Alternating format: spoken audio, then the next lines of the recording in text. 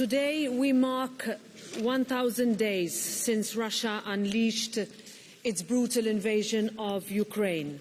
1,000 days of terror, suffering and unimaginable loss. 1,000 days of courage, resilience and unbreakable spirit. For 1,000 days, the people of Ukraine and you, President Zelensky, have shown the world what true bravery looks like. You have stood up, refusing to break. Your people are an inspiration to all who value freedom around the world. And for 1,000 days, this European Parliament has stood shoulder to shoulder with the people of Ukraine and their representatives. This is an assault not only on Ukraine but on the rules-based order, an assault on our values and on our way of life. Peace, democracy and freedom, this is what is at stake here. And we know the sacrifice the Ukrainian people are enduring, not just for themselves, but for all of us. I will forever be proud that this Parliament has led the charge in supporting Ukraine with political, financial, humanitarian and military assistance, and we will always stand for peace, a real peace based on justice, dignity, and the principle of nothing about Ukraine without Ukraine. This is why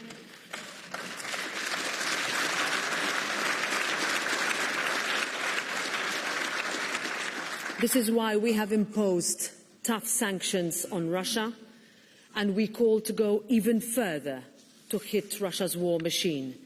This is why we were the first to call for Ukraine's rightful place inside our European Union. And this is why we were there on the ground in Kiev just a couple of weeks after the invasion began. Today, we send a clear, simple message. We stand with Ukraine until freedom, until real peace. For as long as it takes, Slava Ukraini.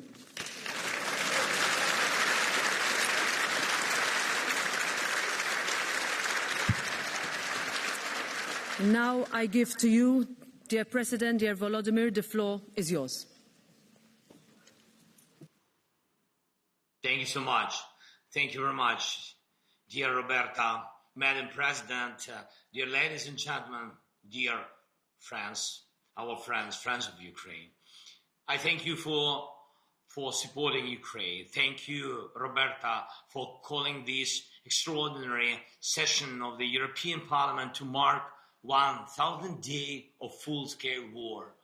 Thank you for ensuring that not a single one of the 1,000 days of this terrible war became a day of betrayal of our shared European values.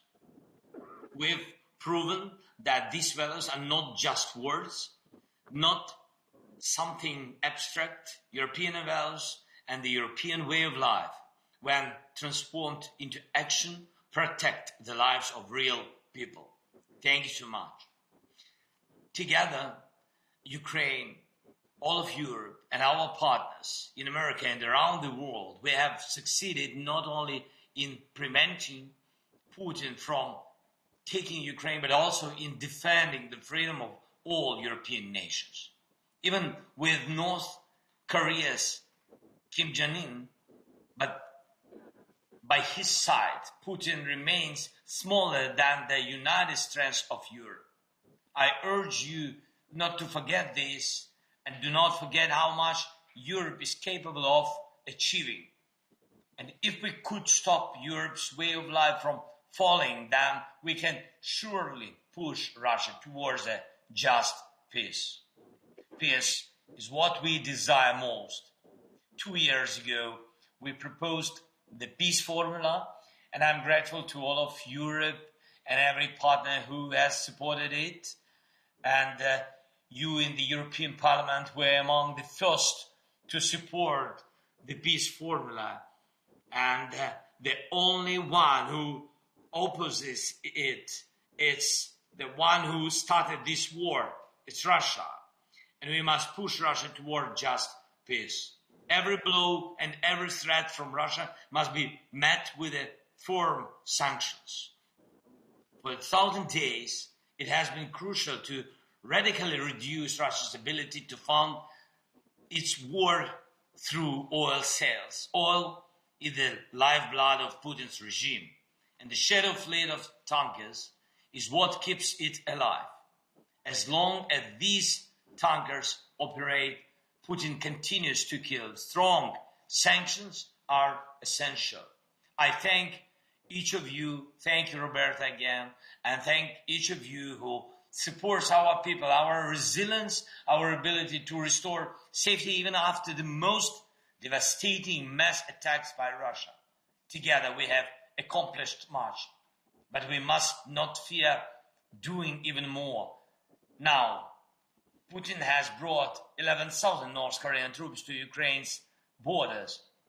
This contingent may grow to 100,000. While some European leaders think about, some elections or something like this at Ukraine's expense, Putin is focused on winning this war. He will not stop on his own. The more time he has, the worse the conditions become. Every today is the best moment to push Russia harder, and it's clear without certain key factors, Russia will lack real motivation to engage in meaningful negotiations.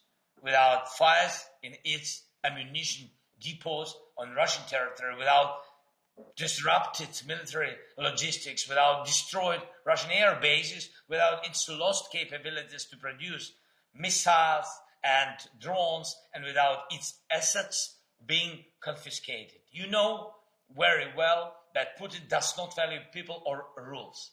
He values only money and power. These are the things we must take away from him to restore peace. If anyone in Europe thinks they can sell Moscow, Ukraine, or any other country like the Baltic states or the Balkans, Georgia, Moldova, and gain something in return, let them remember this simple truth. No one can enjoy calm waters amid a storm. And we must do everything to end this war fairly and justly, as you said, Roberta. And of course, together. 1,000 days of war is a tremendous challenge. Ukraine deserves to make the next year the year of peace. Thank you again. Thank you so much. Thank you for your resolutions, your decisions, your principles, your visits to Ukraine during the war, during first year of the war, especially first year when it was so difficult. And thanks and your faith in Ukraine. Thank you very much. Slava Ukraini!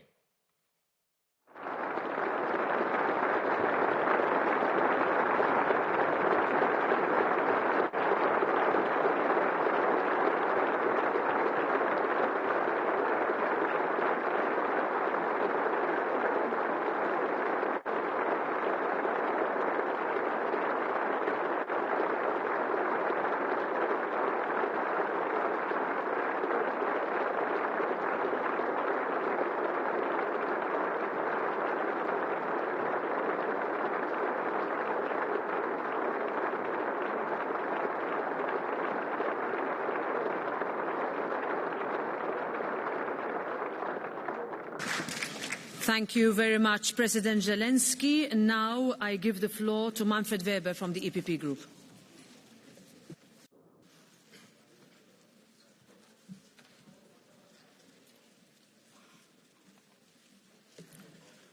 Madam President, dear Commissioners, Mr. President Zelensky, Ukrainian people, first of all, I want to thank our President because Roberta Metsola was the first European leader representing one of the European institutions to travel to Ukraine, to Kiev, after the war started. And Roberta, thank you so much for this kind of leadership. You made us as an institution proud of doing so. And also today's discussion, today's debate with President Zelensky's presence 1,000 days after Putin's war, yes, We mourn the thousands of soldiers and civilians, including 600 children. Our first thoughts today go to all those who lost family members and friends and neighbors. The loss of any life is a tragedy. Putin's war is brutal terror. That's the first what we have to recognize. But there is a second reality behind the 1,000 days. Let's be honest, not so many observers thought that Ukraine would have resisted. Not so many experts thought that the Ukrainian forces would be able to regain occupied territory. Not so many observers thought that Ukraine would show a true European face. And yet, yes, you did it. Today, the Ukrainian people have all the right to say, we are Europeans, or, Mr. President, as you said several times, the Ukrainians live, believe in and defend the essence of what makes us Europeans, and that's the European way of life. Congratulations and thank you so much. What do we have to do now? First, we have to talk with our American friends. The war in Ukraine is not a simple regional dispute. The war in Ukraine is a battle line between the free world and brutal dictatorship. Drones produced in Iran, North Korean soldiers fighting against Europeans on European soil. What else do you need as a proof for this geopolitical reality? Second, Europe must prepare to take on more responsibility. We will do what is necessary to give you, Ukrainians, the financial stability you need, whatever it takes, as Roberta said it. Every euro invested in Ukraine is cheaper than, for example, funding more refugees coming to Europe. Thirdly, Ukraine must win on the battleground. Joe Biden shows leadership, allowing Ukrainian forces to use all the weapons they have, also on the Russian territory. With this kind of leadership, it is up to the Europeans to do now the same. Chancellor Scholz said that he would take all the steps necessary together with our American friends. That's why please give now Ukraine the necessary Taurus missiles they need. Fourthly, Ukraine will be a member of the European Union soon. I want to thank the European government and the Parliament for all the reforms they have already implemented. You want to become a modern, a free and a democratic country. There is still a lot to do, but the efforts are clear. And we, as European People's Party, support you on this. And the fifth point, dear colleagues, what we have to do? Russia will not change. Russia will continue to be an imperialistic power, a security threat to all Europeans.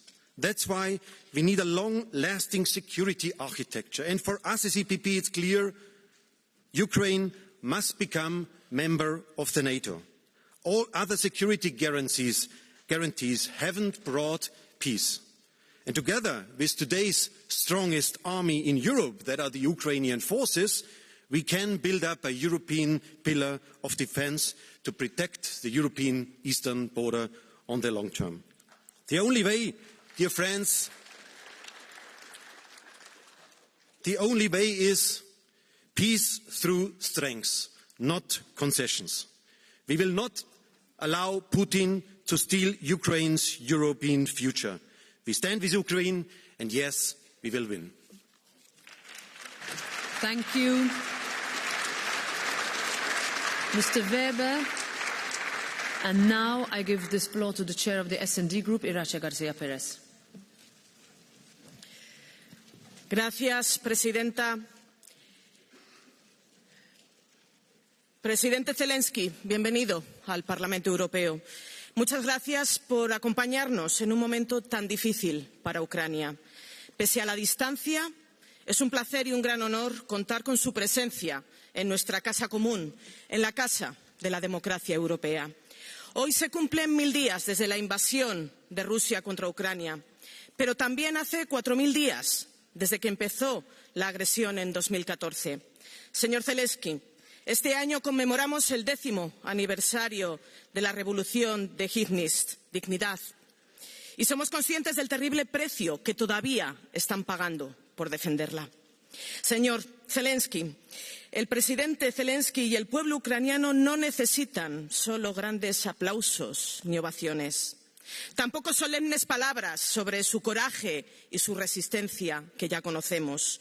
Ucrania necesita armas, porque las guerras no solo se ganan con el poder de la palabra, las guerras también se ganan con munición, con tanques y con defensas aéreas. Seamos honestos con el presidente Zelensky. Si mañana la Unión Europea fuera atacada por Putin, ¿nos preguntaríamos si es legítimo golpear al enemigo desde donde nos golpean? ¿Nos preguntaríamos si es legítimo utilizar los activos congelados del agresor para armarnos y reconstruirnos? Con cada línea roja que nos autoimponemos, el pueblo ucraniano lo paga en vidas humanas y destrucción. Presidente Zelensky, usted logró el despertar de la memoria europea. Usted nos recordó los peores horrores del siglo XX, desde el bombardeo de Guernica hasta el muro de Berlín, pasando por el Holocausto. Ahora, la masacre de Bucha, el asedio de Mariupol o la batalla de Kharkov demuestra que las peores pesadillas del siglo pasado han regresado al siglo XXI. Y el peor enemigo de las guerras es la indiferencia de quienes piensan que la tragedia no les afecta. Nuestro apoyo a Ucrania no es solo una obligación moral con el agredido, el derecho internacional y una paz justa. No hay mejor garantía para la seguridad del continente europeo que la victoria de Ucrania, porque si Ucrania cae, el régimen nacionalista, autoritario y criminal de Putin no se detendrá. Señorías, no solo se trata de ayudar a Ucrania el tiempo que sea necesario, sino de apoyar a Ucrania con todo lo que sea necesario. Venzamos el mensaje derrotista de quienes piensan que Ucrania no puede ganar la guerra. Rusia ha perdido muchas otras guerras en la historia y en el pasado ya hubo potencias que claudicaron frente a otros menos poderosos. Señor Zelensky, hoy quiero reafirmarme en las palabras que pronuncié sobre Ucrania en el primer pleno de la presente legislatura. Pasarán semanas, pasarán meses o años, costará sangre, sudor o lágrimas, pero el pueblo ucraniano ganará la guerra, porque la historia nos ha enseñado que en toda guerra siempre se libran dos batallas. Una, la batalla de las ideas, y Ucrania ya la ha ganado, porque el pueblo ucraniano ha elegido la democracia frente a quienes la repudian. El pueblo ucraniano ha elegido la libertad y la apertura frente a quienes la temen. El pueblo ucraniano ha elegido ser independiente frente a quienes todavía sueñan con viejos imperios. Y la otra batalla tiene lugar en el campo de batalla. Y si en la Unión Europea siempre hemos dicho que ustedes están luchando por su libertad y también por la nuestra, tenemos la obligación de prestar a Ucrania toda la ayuda política, militar, financiera y humanitaria hasta la victoria final. Señor Zelensky, nací en una España donde todavía un cruel dictador secuestraba el presente y el futuro del pueblo español. Para mi generación, el proyecto europeo era faro de libertad, de progreso y justicia social. Quería estar en la Unión Europea como ustedes querían hacerlo hace 10 años en el Maidán, como quieren estar hoy en la Unión Europea. Les acompañaremos hasta que sus aspiraciones de ser un país libre y soberano que decida su propio destino en la familia europea sean realidad. Estaremos a su lado hasta que el azul y el amarillo de las banderas ucranianas ondeen junto con el azul y el amarillo de las banderas europeas. Muy Europa, Slava Ukraine.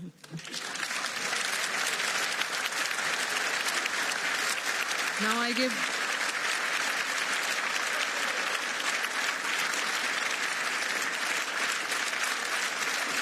I give the floor to Kinga Gál on behalf of the BFP Group. Elnök úr, tisztelt elnök asszony, tisztelt kollégák!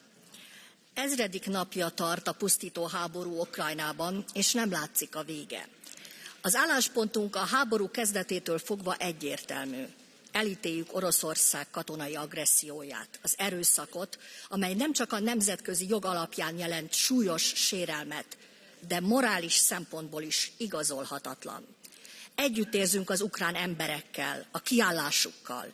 Elismerjük az ország önvédelemhez való jogát, kiállunk Ukrajna területi integritása és szuverenitása mellett. Ahogy az Unió egésze, úgy Magyarország is erején felül segíti Ukrajnát. Országunk történetének legnagyobb humanitárius segítségnyújtási akcióját hajtja és hajtotta végre. A háború kitörése óta naponta 10 000 menekült érkezik hazánkba, összesen több mint 1,4 millió ukrán menedékkérőt fogadtunk eddig. A Magyarországon lévő menekülteknek lakhatást, egészségügyi ellátást, a gyermekeknek anyanyelvi oktatást biztosítunk. Továbbra is mindent megteszünk az ukrán emberek megsegítése érdekében. Az elhúzódó harcok jóvá tehetetlen károkat okoztak. 100 000-ek vesztek oda, és sebesültek meg. Családok szakadtak szét, váltak földönfutóvá. 4 fiúgyermek édesanyjaként különösen együtt érzek az édesanyákkal. Én csak így tudom nézni az elmúlt 1000 nap szörnyű pusztítását. Felfoghatatlan emberi tragédia és szenvedés. Minél tovább tart a háború, annál több lesz az áldozat, annál nehezebb lesz az emberi utánpótlás biztosítása Ukrajna számára. A mi fájdalmunkat fokozza, hogy egyre nagyobb számban vesznek oda a fronton ukránok mellett kárpátaljai magyarok, az ukrajnai magyar kisebbség tagjai is. A háború a szomszédunkban zajlik, így számunkra a konfliktus eszkalációja drasztikus következményekkel járna. Ezért nem veszünk részt az Ukrajnába irányuló fegyverszállításokban, és ellenezzük azokat a javaslatokat, amelyek eszkalációhoz vezethetnek. Szembe kell nézni azzal, hogy az Unió eddigi Ukrajna stratégiája nem váltotta be a hozzáfűzött reményeket, és nem hozta el a háború végét. Meggyőződésem, hogy egy háborús konfliktusban az életek mentése és a szenvedők megsegítése a legfontosabb. Ehhez mielőbb tűzszünetre és béketárgyalásokra van szükség, hiszen csak így lehet véget vetni a pusztításnak. Jó, hogy egyre többen beszélnek a diplomáciai megoldás fontosságáról. Donald Trump megválasztásával most minden eddiginél jobb esélyünk nyílik erre. Ha pedig sikerül véget vetni a háborúnak, kell majd egy átfogó stratégia Ukrajna újjáépítéséről és az Unió ebben betöltött szerepéről is. Most mindenekelőtt a béketeremtésre kell összpontosítani. Now I give the floor on behalf of the ECR group to its chair, Nicola Procaccini.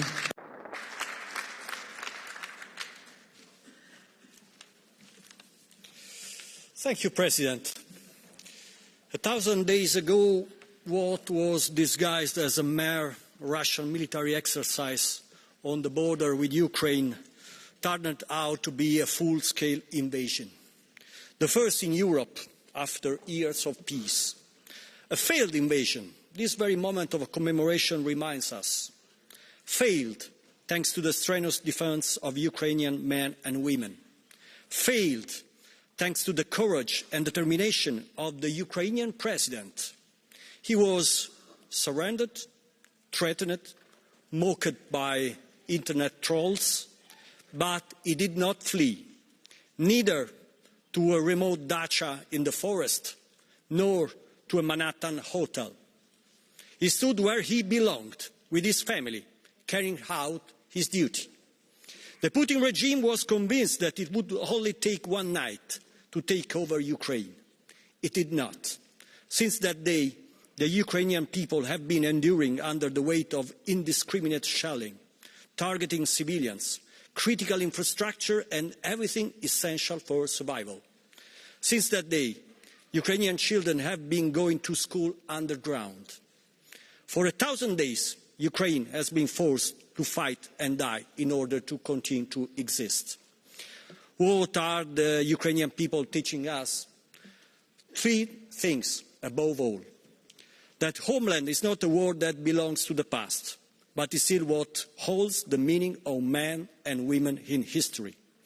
It teaches us that freedom is not a political slogan, but a necessity of the soul. Finally, it teaches us that Europe is not a treaty signed in the last century. It is not a set of sometimes unjust rules, a collection of bureaucrats and offices, but is a community of destiny to which we belong without having to choose it. In a few hours, there will be another anniversary. On the evening of 21st November 2013, some young people took the main square of Kiev. They were beaten and killed. They became thousands and gave rise to a popular revolution called Euromaidan.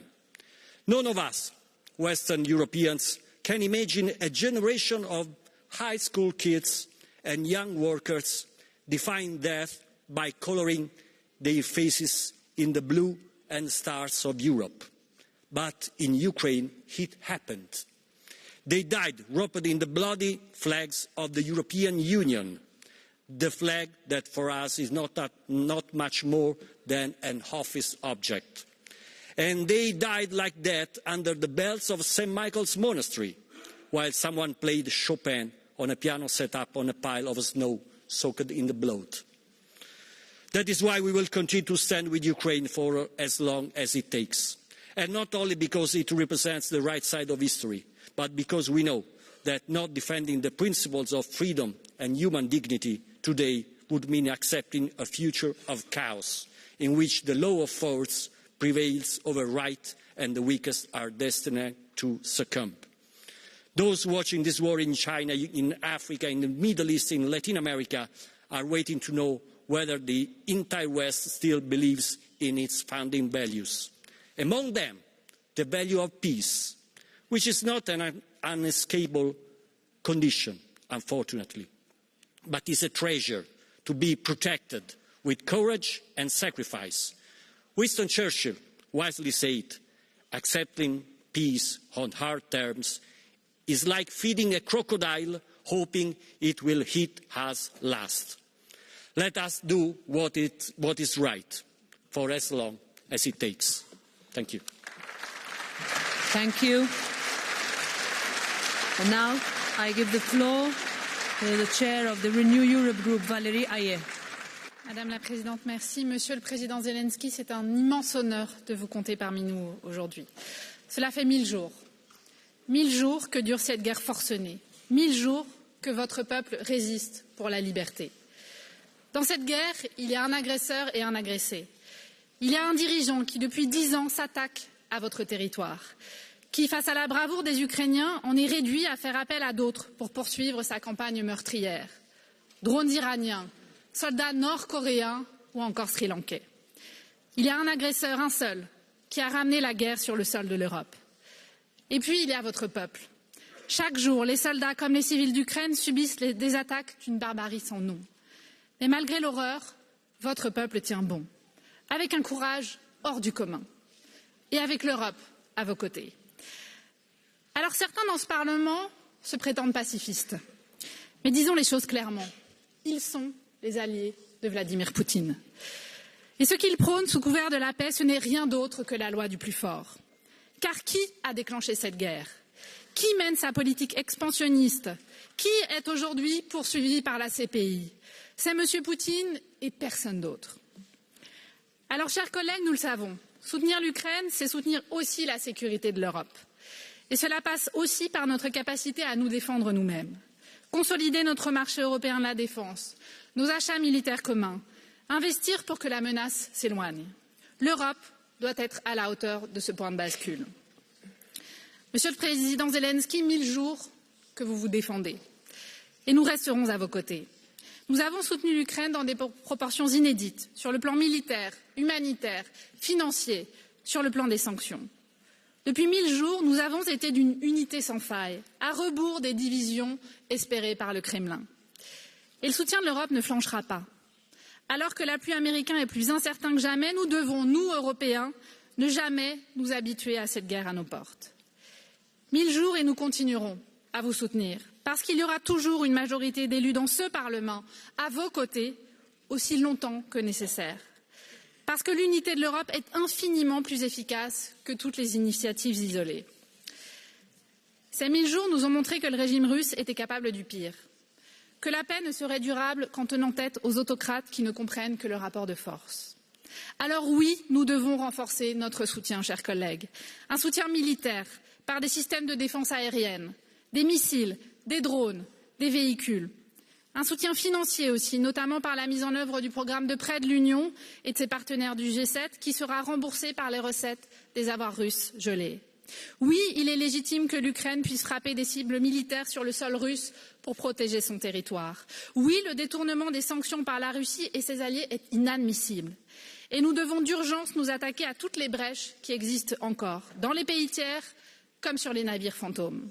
Et oui, Vladimir Poutine et son entourage devront répondre de leurs crimes, être traduits devant la justice internationale. Et oui, Monsieur le Président Zelensky, votre plan vers la victoire est le bon, parce qu'il vise avant tout la paix, durable, libre et juste. Alors rien ne doit être porté sans vous, tout doit être fait avec vous, parce que c'est le destin de votre peuple qui se joue ici, et votre destin est lié au nôtre. À travers l'Union et à travers l'OTAN, il sera bel et bien européen. Alors, Monsieur Zelensky, avec notre famille commune, Renew Europe, avec l'immense majorité de nos collègues dans ce Parlement et avec tous les peuples d'Europe, je vous le dis, nous vous soutiendrons jusqu'au bout. Slava Ukraini. Merci. And now I give the floor to the co-chair of the Green Group, Terry Reintke. Thank you, President. Dear President of Ukraine, Zelensky, dear colleagues, and most of all, dear friends in Ukraine. It has been 1,000 days since Putin's illegal and unprovoked full-scale invasion of Ukraine, which brought utter destruction and unbearable suffering to the people of Ukraine. 1,000 days, a sad milestone, and at the same moment, a reminder of our promise. We stand with Ukraine for as long as it takes. As long as it takes until peace finally becomes reality for Ukraine again. And trust me, it's us who are longing for peace. But the people who are longing for peace the most are the people in Ukraine. A peace on Ukraine's terms, which allows the Ukrainian people to live in freedom and safety and not under the oppression of Russia's brutal colonial shackles. Warmonger Putin will not stop this terror. He will send more soldiers to their death. He will use more weapons to bomb infrastructure, hospitals and schools. He will use the cold winter to try to freeze the Ukrainians into submission. Putin does not obey international law. He's actually trying to move back to a time where Europe was ruled by empires, starting by building a Russian empire, threatening all those who want to live in peace and freedom in Europe. It's a weak man's big phantom pain of Russian Tsars and Soviet rulers. Putin only recognizes the right of the strongest, so we have to show him Europe's united strength. The re-election of President Trump into the White House is another wake-up call for the European Union in this regard. We must move forward with renewed vigor. We have to step up our military support for Ukraine. Ukraine urgently needs credible security guarantees. And also, the EU has to be able to defend itself and must become independent from dictators in terms of energy supply. We have paid a very high price on this continent because of our own short-sightedness in this regard. This is not just in our interest, but also in that of Ukraine. I'm speaking to our Ukrainian sisters and brothers who are still suffering and who are not only defending their own freedom, but also our freedom here in Europe. It might have been 1,000 days, but be reassured, Europe will not let you down. Thank you very much. Thank you very much, Ms. Reintke. And now I give the floor to the co-chair of the Left Group, Martin Schüdemann.